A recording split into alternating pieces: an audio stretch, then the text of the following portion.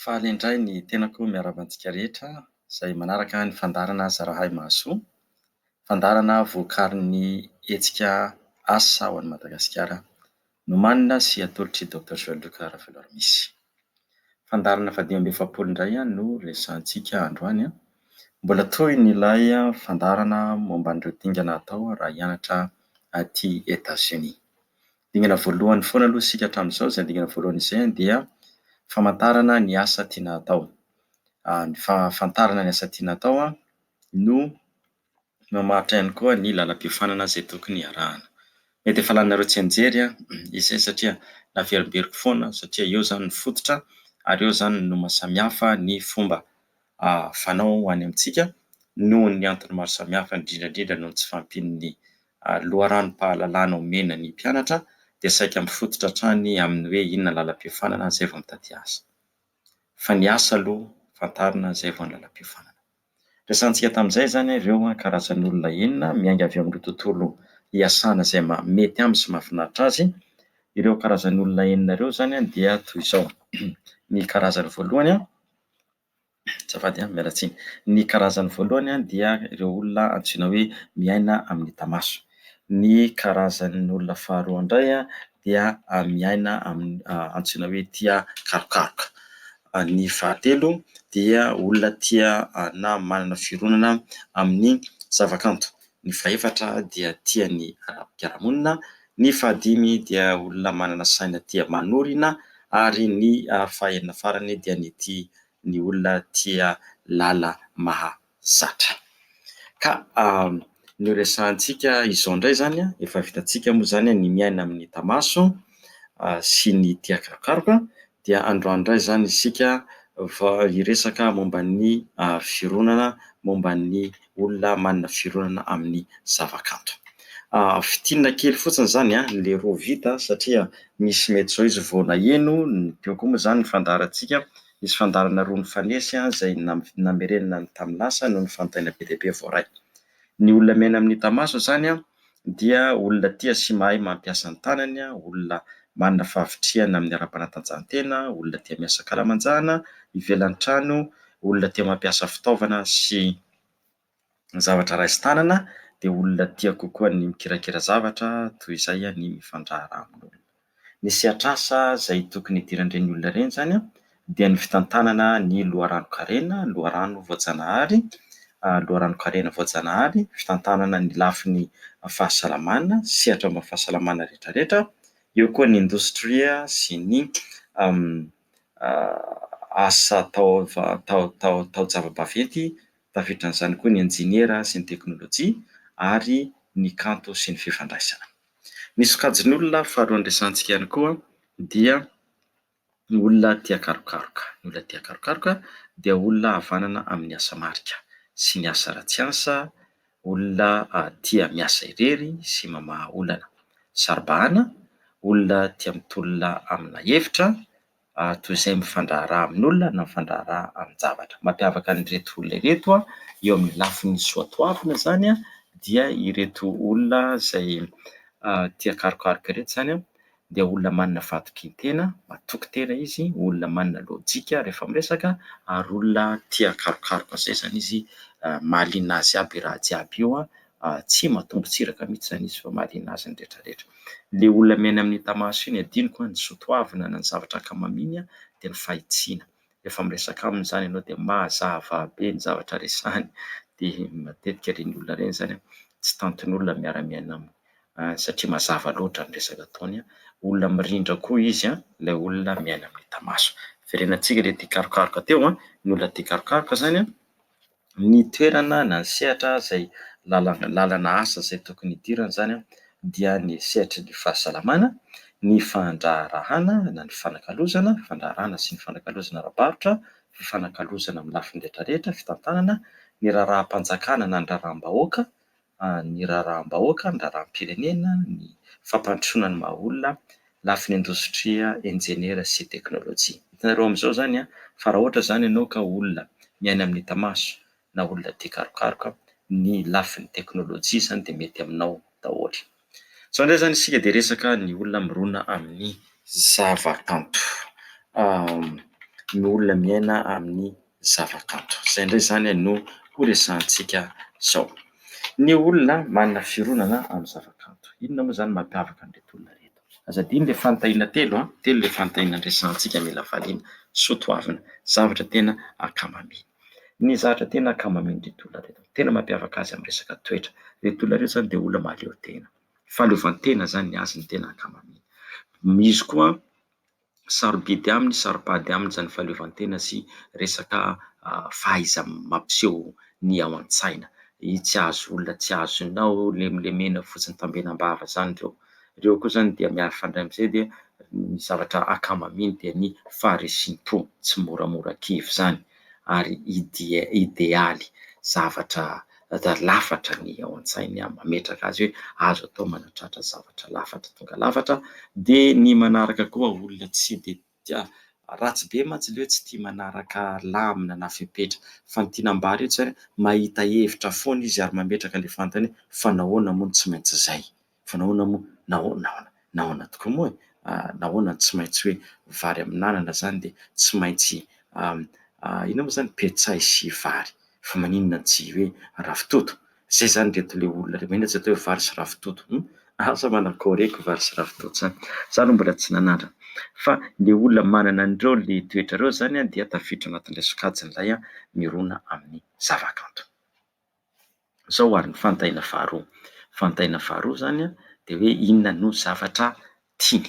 Zavatra tiany zany. Ny zavatra tian'ireo olona ireo dia ny miatrika mijery fampisehoana, mijery teatra, mijery inona moa izy ity ilay filazana azy, varavarana misokatra, hijerena ny kanto rehetrarehetra, mety asa soratra io, mety sary sikotra io, mety hosodoko, haino vaky teny rehetrarehetra zany, dia ny famelabelarana momba an'izany.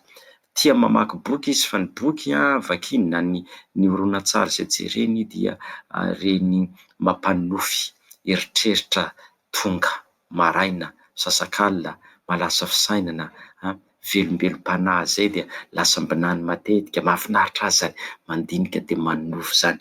Ny mahafinaritra azy zany, mahafinaritra azy ihany koa ny zavatra mirindra, mety hoe hira io, mety tononkalo, misy zavatra ataony azy dia mirindra avokoa. Mahafinaritra azy ny sary, ny asa tanana, mampiseho ny ao am-ponina, ny ao an-tsainy amin'ny alalan'ny kanto, hira, soratra, dihy, mirindra, zavatra akanjo, ny loko samihafa. Hainy ihany koa rehefa misy hevitra mifamatopatotra be, fampiankina dia fantany hainy tsara mamoaka an'izany ho takatry ny rehetrarehetra. Zay zany zao ilay mahafinaritra azy. Izao indray jerentsika indray ny hainy, zavatra hay. Inona ny hainy na manafana anazy ireto olona reto indray zany dia sary hosodoko, manoratra, manao sary, manjaitra, manambatambatra zavatra, milalao, mitendry zava-maneno, manoratra tantara, manao tononkalo, mihira, mamerina zavatra hitan'ny masony dia averiny adika indray iny, lamaody, hainy ihany koa ny mampihaingo, ny mandoko, ny mikarakara zavatra, mampivady sary, mampivady loko, manambatambatra zavakanto. Zay zany ny zavatra hainy ireo olona ireo, ary koa ilazain'ny hafa fa mahay an'izay izy zany. Fa zay zany ny zavatra misy dia inona ary zany ny sehatr'asa tokony andanan'ity olona ity, sehatr'asa tokony idiran'ity olona ity. Raha tsaroanareo averina kely fa mety efa elaela ihany ny resahantsika anazy zay, resahantsika an'izay. Dia ilay sehatr'asa izay azon'ity olona ity idirana zany dia ny sehatr'asa rehetra, ny sehatr'asa rehetra any amin'ny fampandrosoana ny maha olona, fampandrosoana ny maha olona. Dia izay fampandrosoana ny maha olona sy ny fiarahamonina. Tafiditra anatin'izay zany ny lafin'ny lalàna, tafiditra anatin'izay ny lafin'ny filaminam-bahoaka, tafiditra anatin'izay ihany koa ny lafin'ny fitsarana, ny fandriam-pahalemana. Tafiditra anatin'izay ihany koa zany izay sehatra rehetra momba fampandrosoana ny maha olona, toy ny raharaha momba ny fianakaviana sy ny tokantrano, ny raharaha rehetra mikolokolo ny vatana, saina, fanahy. Tafiditra anatin'izay koa ny fitantanana, ny sehatry ny fanjifana. Ao anatin'ireo ihany koa ny sehatry ny fiarovana ny zon'olombelona na ny zo maha-olana indrindra fa reto ny fiarovana ny olona zay manana fahasembanana. Ao anatin'ity sehatra ny fampandrosoana ny maha-olona ty ihany koa ny raharaha-pirenena na ny raharaha-bahoaka. Za moa zany tsy tia hilaza loatra nyity raharaha-mpanjakana ity fa le fanjakana zany ohatran'ny tena lasa mpanjaka tsika anga misy mpanjaka intsony. Ny mpitondra zany de mieritreritra misy fa zareo zao ny mpanjaka de tsy te hampiasa le raharaha-mpanjakana zany.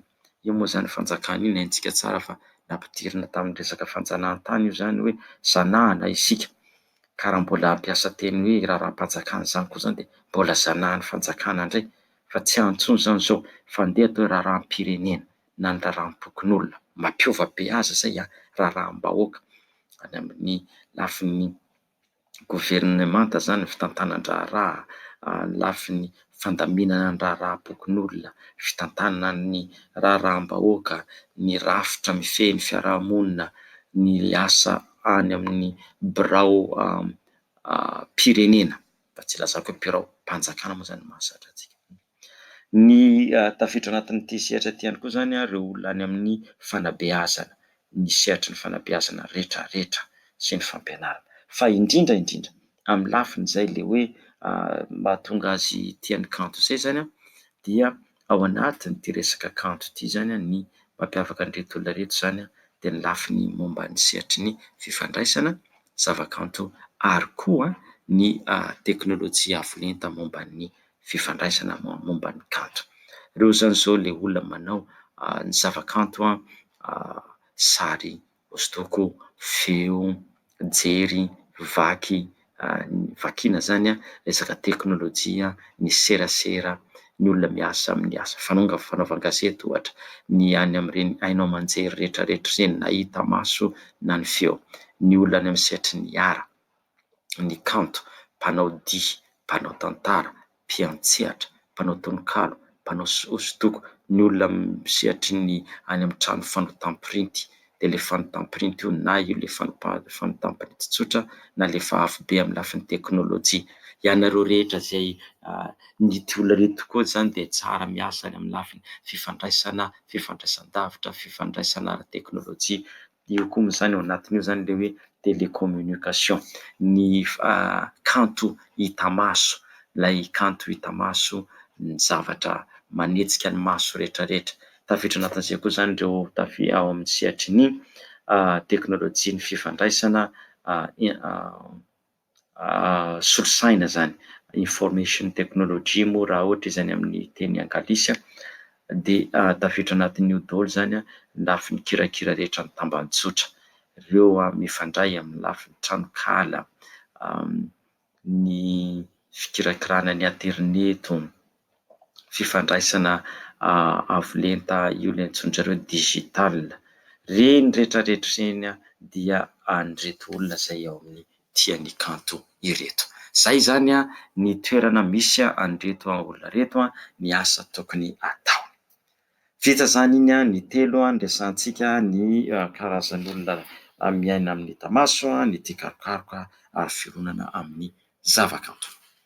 Hiditra indray isika zany amin'ny fahaefatra. Ny fahaefatra indray zany no resahantsika dia ny olona tia manorina, ny olona tia manorina. Izy indray moa zany reto olona tia manorina reto ny olona tia manorina reto indray zany de ireo zany ireo olona tia manorina ireo zany dia na le saina tia manorina ireo zany de inona indray ny mampiavaka ny soatoaviny zany, ny soatoaviny, ny toetra zay aminazy sarobidy. Voalohany amin'izay zany reto olona reto aloha dia fatokin-tena. Isika de tokony manana fatokisantena fa tsy manaiky rebeleben'olona, tsy mora kivy, zay ny azy. Reto olona reto koa ny zatra mampiavaka azy koa zany soatoavina fanantenana, manantena mandrakariva, manantena mandrakariva izy. Ny fahatelo momba azy koa dia zao fandresen-dahatra, zany hoe le izy zany mety hoe tsy soatoavina, azafady mety soatoavina ny filazana an'ity fa mety hoe tsika mety toetra hoe mahavanana, fa ny azy zany de zao hoe tsy misy zavatra vita raha tsy resy lahatra ianao, tsisy zavatra vita raha tsy resy lahatra. Ny soatoavin-dreto olona reto koa zany dia ny ambopo. Ambopo io le ambopo tsy hoe ambopo anaovana ratsy, tsy zay le ambopo eto, fa le ambopo zany vitako rangaha io vaona kosa moa zany io niankina aminareo na tambazanareo aza na tsy rarahinareo za mahavita vitako. Zay zany nindreto olona zay tia le olona manana saina tia manorina ireto. Ireo olona ireo de mahay mandresy lahatra, miditra avy hatrany amin'ny zavatra hainy azy zany, mahay mandresy lahatra ireo, ary zareo tia manombo zavatra, tia manomboka zavatra, manorina tetikasa, manofo zay zareo reto mitovy amin'le kanto. Le kanto io mankony manofo eo izy de mahita ranomasina izy de iny ranomasina mangamanga iny de mahita hevitra izy. Fa ity le saina tia manorina ty mahita zavatra izy de io le zavatra hitany maso io de azony trandrano de rangaha ty avadika ho tetikasa anasoavana ny hafa na tetikasa ivelomana. Zay zany reto olona reto.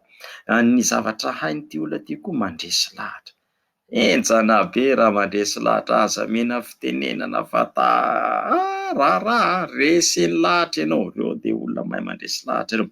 Reo koa zany olona mahay mivarotra, hainy mihitsy ny mivarotra, rehefa maheno azy miteny ianao avy de manaiky, tia mikabary, tia miteny, tia mikarakara zavatra, tia mikarakara hetsika, zany avy mahafinaritra azy zany. Hainy zany mankony, hainy mitarika olona, mitarika vahoaka, hainy mandresy lahatra ny hafa. Rehefa izy no miteny, misy olatra zany vao miteny izy tonga de manaiky ianao, avy ianao de babo. Zay zany reto olona reto le saina tia manorina reto. Inona ny zavatra tiany? Zavatra tiany de mandray fanapahan-kevitra, io tsy mitamatama. Anao mbola mieritreritra inona tsara ma raha ataoko ty, tsy tena azo fa lasana. Reto olona reto koa tia milatsaka andray andraikitra eo anivon'ny fiarahamonina, ary tiany zany fidiana zany. Izy de milatsaka amin'io raharaha rehetra rehetra io de latsahany aby de fidiana izy, na lany na tsy lany izy de fa tiany zany. Tahaka an'izay koa mahafinaritra azy koa mitary zavatra, mety mitarika mamorona zavatra, mamorona orinasa, mamorona fidiram-bola, mamorona ino izy ty bizina eto sy eroa, mamorona zavatra atao fidiram-bola. Tia resaka politika mahafinaritra azy amin'ny resaka politika, indrindra tonga amin'ity resaka fampielezan-kevitra, fa ho avy izy fampielezan-kevitra, misy olona mafana amin'le fampielezan-kevitra io tsisy aby ny milatsaka aby io, fa misy olona tohanany de rezy de tsy mahinan-kanina. Io zany le tsy maharay lamba. Reto zany reto karazan'olona saina tia manorina reto. Izy koa mahafinaritra azy miaona na mifankahita amin'olo manan-kaja olona. Zesta mihitsy izy de mirehareha zany miaona tamin'ny ray anina sy rany, tiany zany. De mahafinaritra azy koa miambon-nahitra, mihena voninahitra, ahindrahindra. Tandremo raha vao reto olona reto tsy menao voninahitra na tsy ahindrahindra anao, raharaha be tonga avy de tezitra nenao. Raharaha. Zao ary fanontaniako, anao ve zany matoky tena? Ianao ve zany tsy miambahamba miresaka? Ianao ve zany mahay mandresy lahatra? Ianao ve olona mafana fo? Mafana fo, mafana vaika, mafana mihitsy isaky. Hitanao misy angovo, misy hery zany rehefa misy zavatra atao. Tia manandrana zavatra ve ianao, tia miditra risika ianao zany, tsy matahotra ianao zany alona angaha hidirana any Ianao koa ve olona malaza, le malazalazay koa tsy hoe voatery mivoaka gazety na radio fa fantatra eo amin'ny tanàna, be ambopo ve ianao. Ianao koa olona mahafinaritra, ianao zany hainao miaraka miresaka, miaraka amin'ny olona rehetra rehetra, hainao aby zany. Ianao koa zany le olona tsy mba mihafahafa, tsy menatra miteny zany ianao fa de ianao koa ve le olona tonga de tataim-bombona, tapitapika eto rangahanao an'izao. Misy an'le fitenina zay, mialatsiny misy le fiteny zay, programme namboaromotra. Hainareo ny amboaromotra? Ny amboaromotra iny de lasa de ridana ka tsy tana ozy le hira zay. De be fanantenana. Io tsy mahita zavatra ratsy zany, tsara aby ny raha hitanao. Raha zay zany ianao de tafiditra ao anatin'ilay antsoina hoe saina tia manorina ianao. Raha amin'ny saina tia manorina indray zany ianao dia inona indray zany le sehatra azonao idirana amin'ny lafiny arak'asa. Ny sehatry ny arak'asa azonao idirana zany zao dia ny lafiny rehetrarehetra momba ny fitantanana sy ny fandraharahana, ny fifanakalozana sy ny fandaminana. Fitantanana, fandraharahana, fifanakalozana, fandaminana. mamindrana kely ny teny farantsay aza fa tena be dia be ny mitaraina. Io zany le nareo rehetra any amin'ny resaka business, resaka gestion, management, marketing, zany nareo mpivarotra asa any zany, fitantanam-bola rehetra rehetra, ny resaka fitantanana fizahantany sy hotely, trano fisakafoanana, ny resaka marketing, dokam-barotra, fivarotana, fanaparitahana hevitra, fifanakalozana asa io na hevitra, ny anareo rehetra any amin'ny resaka fitantanana, raharaha-bahoaka, raharaha tsy miankina, fitantanana orinasa, fifanakalozana, fandraharahana, reny rehetra reny ho an'ireto olona zay manana saina tia manorina ireto. Ao anatin'io ihany koa ny lafin'ny fitsaboana. Tafiditra ao anatin'io io le fitsaboana, indrindra fa fitsaboana vonjimaika, de vonjimaika lazaiko hoe misy loza tampoka de nareo avy de mandray andraikitra mahita vahaolona tsy maintsy zao rangany idirantsika amin'ity. Reto olona rehetra ihany koa zany de mitovy amin'ilay kanto teo zareo amin'ny lafiny hoe ny sehatra rehetra zay mampandroso ny maha olona dia anazy, resaka lalàna, resaka fitandronan'ny fahalemana, fitandronan'ny fandriam-pahalemana, fitandrovana ihany koa ny filaminana, ny firindran'ny fiarahamonina, ny lafiny raharaham-pirenena rehetra rehetra na ny raharaham-bahoaka rehetra rehetra, asa any amin'ny biraom-bahoaka zany, amin'ny biraom-pirenena. Ialako misy le fanjakana ho afa tsisy voazanaka zany intsony eto e, koa mba atao hoe fanjakana isanahana raha tsy inona koa mbola voazanaka, ny haintsika ihany mbola zanaka atsika, aleo ialana le resaka hoe raharaha-mpanjakana zay, fa atao hoe raharaham-pirenena, fa tsy misy manaiko zanahany iza zany intsony amin'izao. Zay moa hevitro koa zany zay de mba mahasehatra de mba lazaiko le izy de zaraiko aminareo moa raha miombina amiko nareo, fa raha tsy miombina moa nareo akory atao fa tsy maninona, fa hevitra zaraina ny azany. Eo ihany koa ny lafiny fanabeazana sy ny fitaizana rehetra rehetra. De sehatra ho an'ireto olona reto mbola misy sehatra fahatelo izy zay, ny sehatra fahatelo dia ny kanto sy ny fifandraisana. Nahoana moa ianareo zany kanto sy fifandraisana mety amin'ireto olona reto? Satria izy tia manorina, io tia manorina io zany tafiditra anaty hoe famoronan-javatra, mety asa zany, mety hevitra zany, de zay le famoronana zay natao hidiram-bola, natao hanatsarana ny fiainan'ny hafa. De ny sehatra rehetra momba ny fifandraisana io na maso io na jery io na vaky io na heno, de izy daholo reto ity le sokajin'olona antsointsika hoe saina tia manorina reto zany, lafiny aterineto, lafiny tranokala, lafiny rohy, lafiny any amin'ny resaka digital rehetra. Inona re ny digital zao amin'ny teny gasy? Lasa aloha vao tadiaviko indray zay fa tena mbola tsy haiko, raha mba misy mahay de mba lazao anahy, sika mantsy tena manindrahindra ny malagasy sika fa ahoana moa zany de tena tsy maintsy hoe teny vazaha foana no ampiasaina. Inona fotsiny mahatonga antsika hoe firenena ny mahatsikasika sy mahaleo-tena mbola hanao ampiasa teny-bazaha koa, fa zay misy rehetra dia trandrahana ary ampiasaintsika. Zay zany io sokajy io averiko ny olona zay tia manorina zany dia olona mahay mitarika sy mahay mandahan-teny, tiany manana hery miasa mangina amin'ny hafa, tiany ny ara-politika sy ny mikasika ny fiarekarena, tiany mifandraharaha amin'ny olona sy ny hevitra, toy izay mikirakira tsy kalakalan-javatra. Tsy kalakalan-javatra zany hoy ianareo, inona koa le tenenin'le rangahy ty tsy kalakalan-javatra ty? Dikan'le tsy kalakalan-javatra de zao ndray zany hevitra, fa le tsy kalakalan-javatra zany reto kirakira hoe zavatra ray sy ny tanana de atambatambatra, io tsy tian'izany reto olona rehefa nenazy zany de hevitra hoe ahoana, inona ny hevitra de hidika-hevitra zany le izy, zay zany ny zavatra tia. De hoe ateo ny sehatra azony hidirana amin'ny sehatra, tsy hoe azony fa tokony hidirana, azafady tokony hidirana amin'ny lafiny ny asa dia ny fandraharahana, fitantanana, fifanakalozana, raha rehetra momba ny raharaha-bahoaka, ny raharaha-pirenena, ny lafiny fampandrosoana ny maha olona sy ny fiarahamonina, ny kanto sy ny lafiny fifandraisana. Tafiditra anatin'io koa zany ny somary miditra lalina kely zany satria ao amin'ny raharaha fandraharahana, ao anatin'izay ny resaka banky, tao anatin'izay ihany koa ny resaka fifandraisana iraisam-pirenena. Zay efatra zay zany aloha zao no vitantsika, efa hitantsika ny miaina amin'ny hita-maso, hitantsika ny tia karokaroka, hitantsika ny foronina amin'ny zavakanto, ary hitantsika ny saina tia manorina. Zay zany ny fampahafantarana ilay olona fampahafantarana antsika, dia fantaro zany momba anao. Fa hifindrana aingana amin'izay zany dia zao. Eto zany tsika zany hoe efa be dia be zay ramose, raha izay ihany le vatsim-pianarana makany Etazonia. Dia zao misy vatsim-pianarana aty zany meko anareo aty Etazonia. Misy olona nanontany maromaro zareo, ahoana ramose no ataonao, satria zany zay anjery manontolo rehetra anaovana jery iray ka manome vatsim-pianarana dia misy vola tsy maintsy aloha amin'ny fikirakirana ilay taratasy fisoratana anarana. Io zany tena misy vola aloha. Dia io moa zany efa nazavaiko tamin'ny fandaharana tany lasa hoe azo atao manoratra mivantana dia miteny hoe za koa dia mpianatra vahiny, mpianatra iraisam-pirenena avy aty Madagasikara.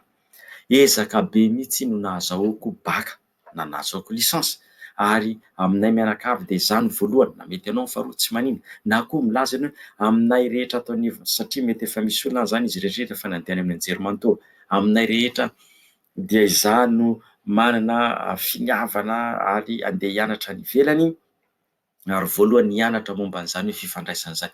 Izany hoe asehonao zany iza inona mampiavaka anao, ka noho izay anton'izay dia mangataka tompoko mba ho esorina ilay sara fisoratana anarana. Mangataha, azo atao zany, tsy misy maharatsy an'izany.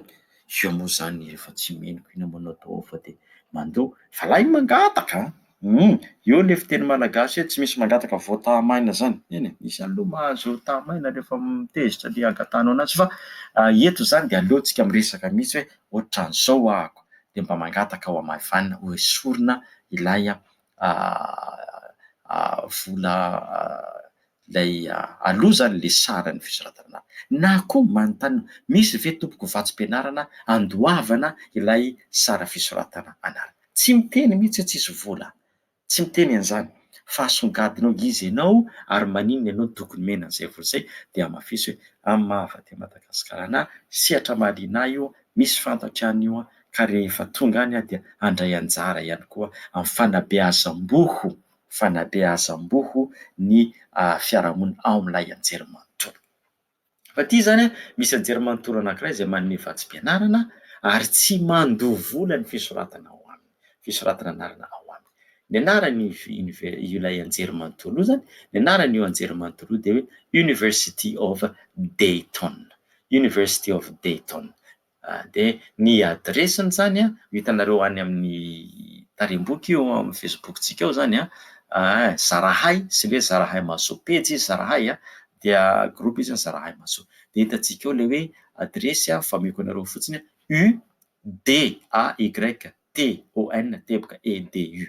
U zany ohatran'ny union, D ohatran'ny dada, A azy, Y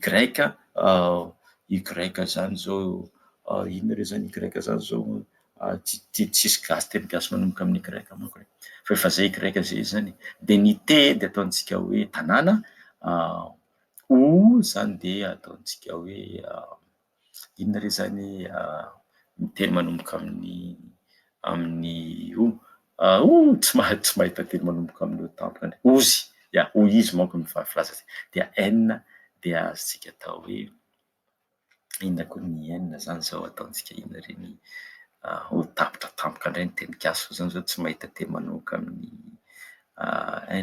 N zany. Dia ataontsika hoe UDAYTON teboka EDU. Dia ao amin'io zany omeko anareo le adresy dia misy zany lisansa dia misy ao zany maîtrise. Dia misy karazana omeko anareo le roy hitanareo le izy dia io ianao zany raha mangataka ao tsy mangataka tsy sarany fisoratana anaranao, zay aloha zany efa tombony, dia mampirisika anareo zany hijery ao. Faharoa misy vatsim-pianarana karazany maro ao. Ireo vatsim-pianaranareo azonao angatahana daholo. Dia misy hatramin'ny vatsim-pianarana ividianana boky aza, ka raha mahazo an'ireo vatsim-pianaranareo zany ianao dia voarakotra ny fandahiana rehetra ilainao fa mahantoka ny fianaranao iray manontolo zany ny vola izay omeny, fa tsy maintsy mangataka an'ilay vatsim-pianarana rehetra izay misy zany ianao. Dia ny fomba fanaovany azy dia tsotra be, ianao le misoratra anarana iny zany, iny ihany koa ny tonga dia efa misy ny fangatahana an'ilay vatsim-pianarana.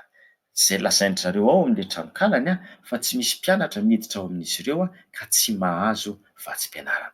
Fa azadino zany le izy io de tsy maintsy lazainy eo vola ilaina rehetrarehetra amin'ny fianarana. Tena lazainy le izy aloha. De lazainy eo ihany koa hoe ny mpianatra ozy izy ianao le mangataka de tsy maintsy mampiseho fa manana ny vola rehetra ilaina.